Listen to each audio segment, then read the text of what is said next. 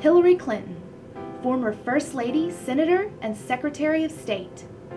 Susan B. Anthony, a powerful activist who helped women gain the right to vote. Amelia Earhart, the first woman to fly across the Atlantic Ocean. Mother Teresa, a Catholic nun who devoted her life to helping the sick and the poor. Harriet Tubman, a woman who helped more than 300 slaves escape to freedom. Rosa Parks, an African-American hero who simply refused to give up her seat on a bus to a white person. What do all of these people have in common? Well, they are all influential and significant figures who made their mark on history. But more importantly, they are all women. Throughout history, there have been countless important women, and many actually changed the course of history. March is Women's History Month, so it's the perfect time to study and learn as much as you can about women's history. Two young, accomplished women explain why they believe it's important to celebrate Women's History Month.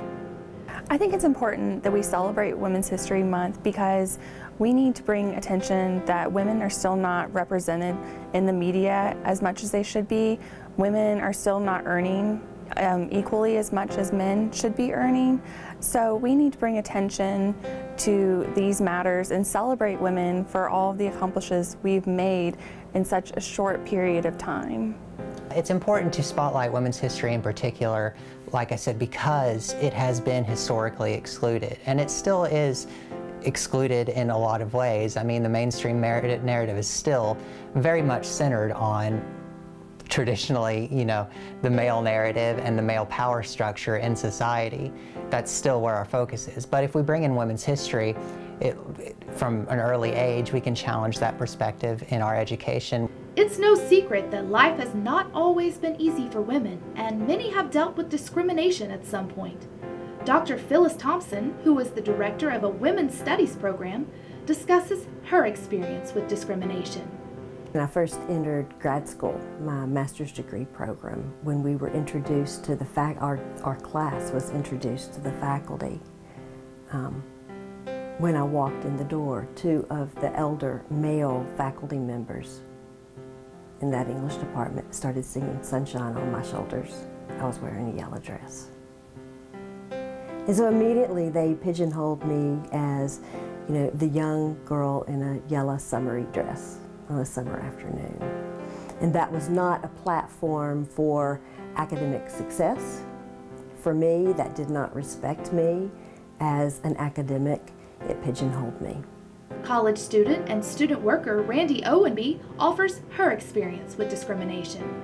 You can be discriminated against and not even notice it at the time. So there are comments that, I've received, and I'm sure a lot of people have received and not realized it, whereas, you need to wear a little more makeup if you're going to, do this or that, or I think this is, this is not the right thing for you because, it's math or something like that. And just little comments like that, people don't see it as discrimination, but it definitely can take any form. I've definitely had quite a few comments such as, you're too pretty to do this, or you're not pretty enough to do this, and stuff like that. So I asked Katharine Hughes which woman in history stands out in her mind.